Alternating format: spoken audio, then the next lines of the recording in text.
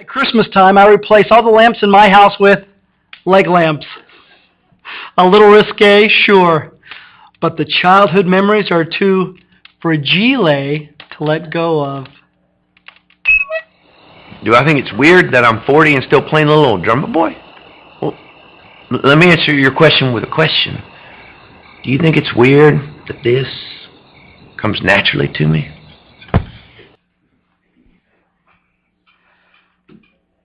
Great. I love looking around, seeing these tears coming out of people's eyes. It's really great. See, when you watch these videos, you realize that, we're not the only ones crying, so it's really good. But there's another reason why I showed this video today, and that is because whenever Christmas time comes, and I listen to the radio while I'm at work, and, I do like XM radio on the internet, and I tune into like the Christmas, one of the Christmas stations, and you hear. It was really funny. When we chopped down the tree a couple of weeks ago, my grandson Liam, someone said, let's put on some Christmas music. And he goes, no, don't put on Christmas music. All the songs are sad. And I'm like, I know. And I'm like, and someone said, well, yeah, that's kind of sad, yeah. But most of them are like really, really happy songs. So we had to like start singing all these songs for him to let him know that he's wrong. Most of them are happy. But that's the point. At Christmas time, we hear all these really happy songs. We hear these really, let's be honest, fairy tale-like stories about when Jesus was born. Like I said a couple weeks ago, the manger's lit. It looks really holy and comfortable. And we hear all these really like fairy tale type stories, and we don't really understand some of the things that was really going on at the time. And I don't know how, but all of a sudden, early this week, I found myself imagining myself in Joseph's shoes. Okay, I found myself in Joseph's shoes, and I want you to just try to follow this thought along. And before you do that, I think you have to understand that the times that this happened in were very difficult times. These were not times where they had leaf blowers. Okay. These were not times where they even had spices for food. The spice trades became a big thing because all they ate was whatever it was. That's how it tasted. Like all they had was salt. They didn't have sugar. They didn't have candy bars. Sorry, kids, no candy bars. They didn't have, and life was difficult. And on top of that, people lived a very disciplined lifestyle. Like you didn't hear somebody yelling and losing their temper in public. That was extremely, extremely rare. And if you did it, you were embarrassed that you would stoop to such an undisciplined behavior. It was a completely different time that they lived in compared to our culture now. So just imagine that you're Joseph, and your girlfriend that you're engaged to comes to you and tells you that she's pregnant. And you, being a righteous guy during that time, have not had relations with her. Now she had the present of God to send Gabriel as an angel to talk to her. So if you remember in the story, Gabriel came to John the Baptist's father too, and John the Baptist's father even said, I've got to know you got to do something for me here to make me believe that you're really from God.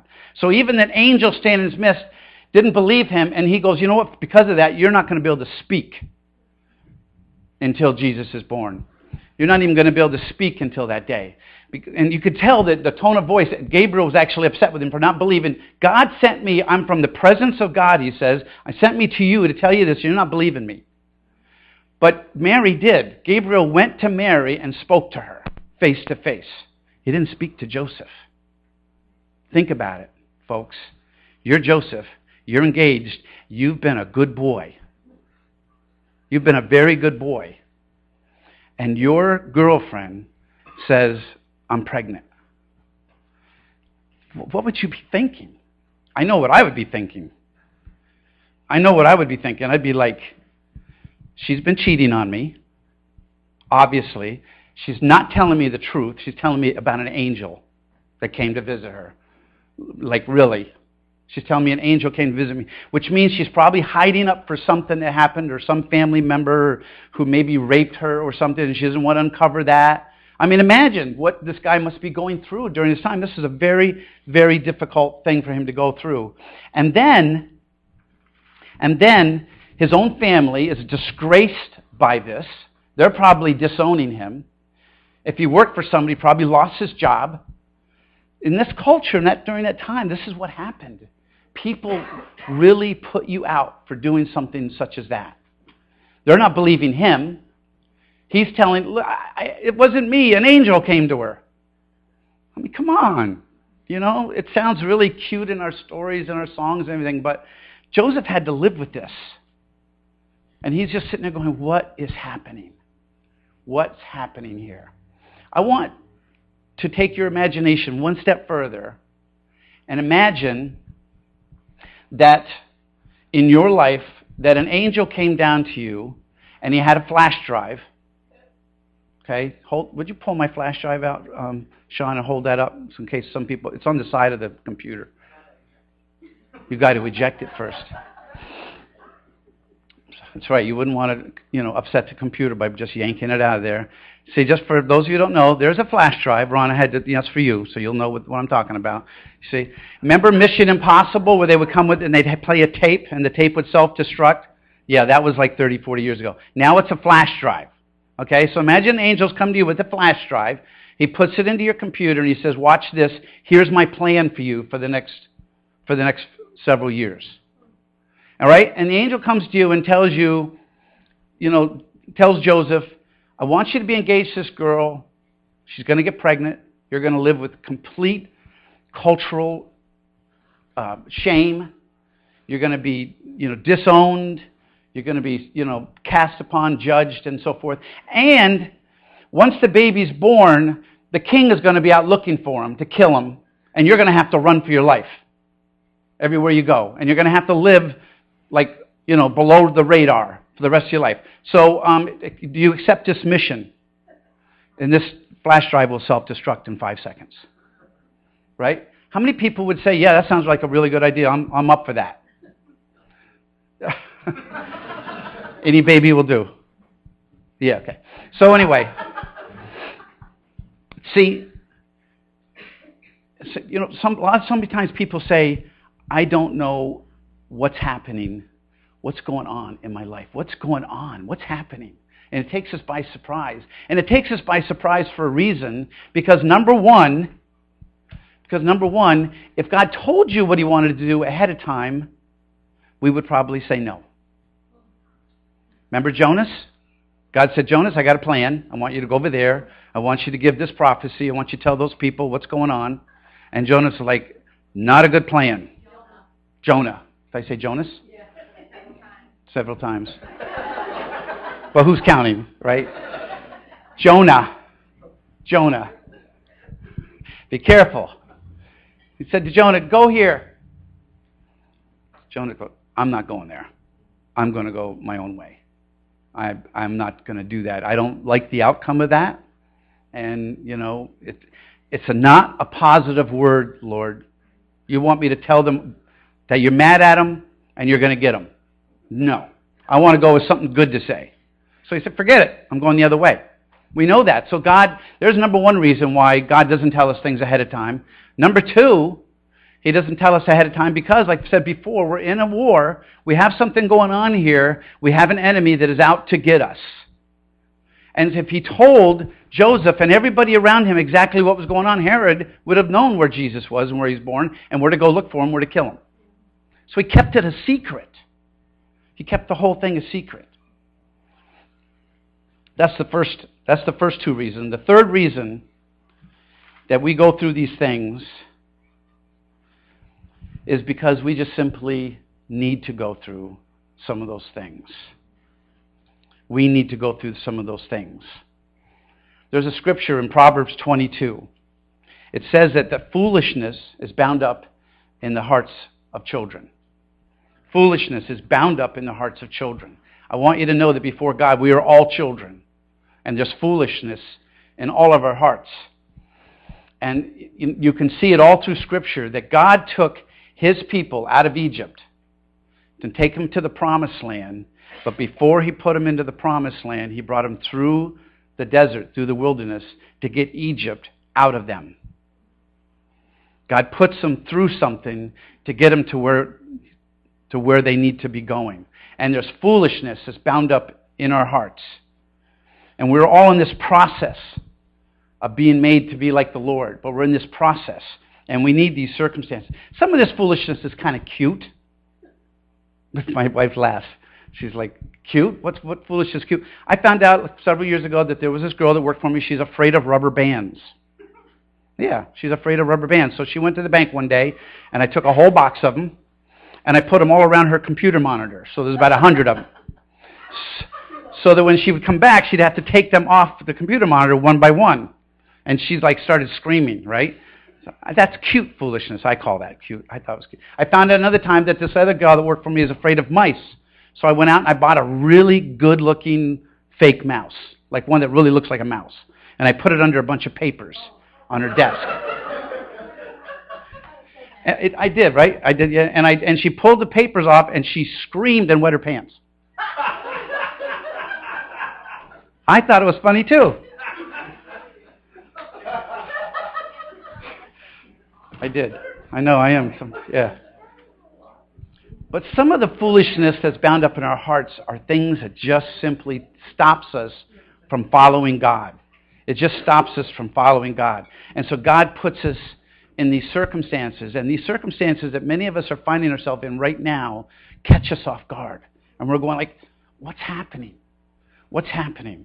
I think the one that caught me off guard the most was when we were driving on the way up to Darien Lake one time, and we were way up there somewhere in the thruway, just going to Syracuse, and driving along, and I got a camper behind me, and my son Ryan is in another car behind me with 3 or 4 kids, and he's like 16 or 17 or whatever, so Tommy, you were probably like 8 or whatever, and so we're just driving along, and all of a sudden, Ryan comes up alongside me, and he signals, the window, roll down the window or something, and he yells through the window, "You lost your license plate on the camper."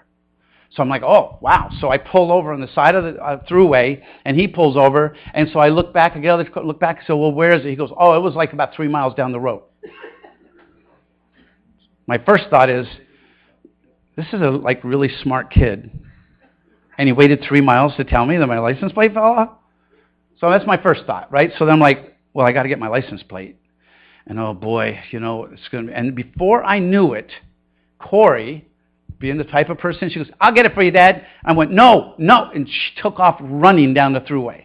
I mean, like running full speed down the thruway, and I'm like jogging, trying to keep up with her, and I'm not doing a very good job of it. And she gets like a quarter mile ahead of me as she's running down the thruway. I'm like maybe now 500 yards from my car and camper, and she's way down there, and I see a truck stop.